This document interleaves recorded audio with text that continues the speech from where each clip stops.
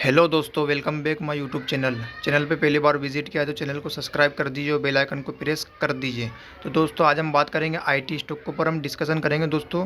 तो आपको अगर कोई भी आईटी स्टॉक से लेकर कोई भी डाउट हो दोस्तों, तो आप ये वीडियो को पूरा देख लीजिए, आपको पूरा डाउट खत्म होने वाला है। दोस्तों हम देख सकते हैं कि जो आईटी स्टॉक है उनके अंदर हमको लगातार गिरावट देखने को मिल रही है डेली बेसिस पे। रोज दोस्तों रोज डेली हमको उसके अंदर आईटी स्टॉक के अंदर हमको लगातार गिरावट देखने को मिल रही है।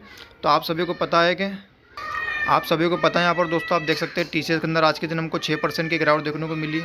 सिमिलर आप यहाँ पर देख सकते हैं एक साल के अंदर टीसीएस का शेयर हमको 30% क्रेज देखने को मिल रहा है। टीसीएस भारत की सबसे बड़ी लार्जेस्ट कंपनी आईटी सेक्टर के अंदर।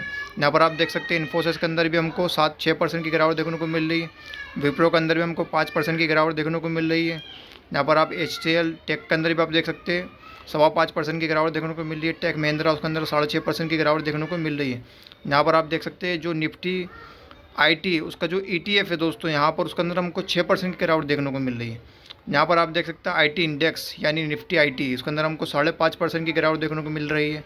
यहाँ पर आप देख सकते हैं 5 साल के अंदर आईटी स्टॉक का जो इंडेक्स है उसके अंदर 27% के रिटर्न दिए, 3 साल के अंदर 7% के, और 1 साल के अंदर 20% माइनस, और 6% के अंदर 6 महीने के अंदर 4% माइनस, 3 महीने के अंदर 10% माइनस, 1 महीने के अंदर 12%, और 1 हफ्ते के अंदर आईटी इंडेक्स दोस्तों 8% क्रैश हो गया। मतलब कि यानी आप कह सकते हैं कि जो हमारी जो टॉप 10 कंपनी है आईटी इंडेक्स की, उनके अंदर हमको आज यहाँ पर देख सकते हैं आप एक्सट्रीम लेवल की गिरावट देखने को मिल रही है दोस्तों।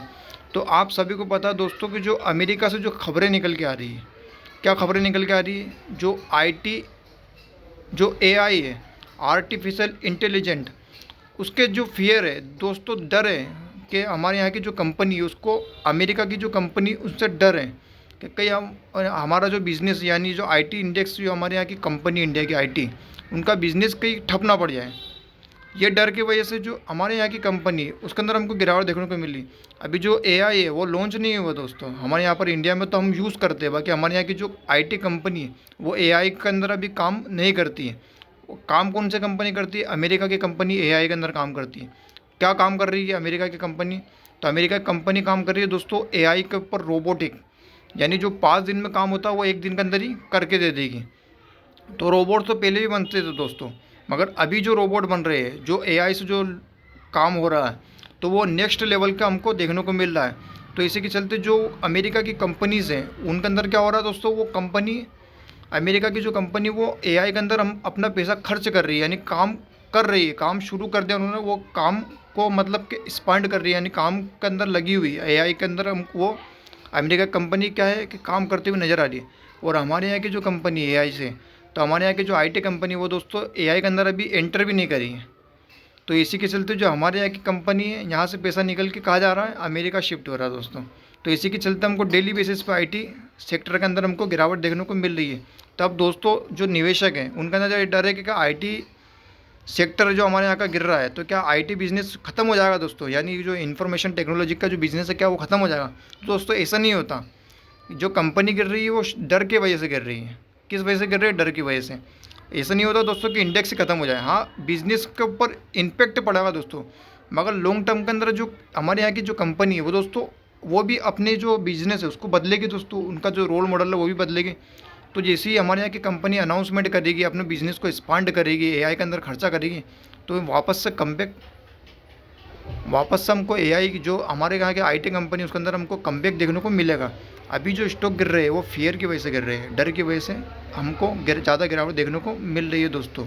जितनी भी कंपनी उठा ली है इंडिया की आईटी कंपनी, उनके अंदर हमको ज़ोरदार गिरावट देखने को मिल रही है। आई होप का आपका जो डाउट है वो क्लियर हो चुका होगा दोस्तों।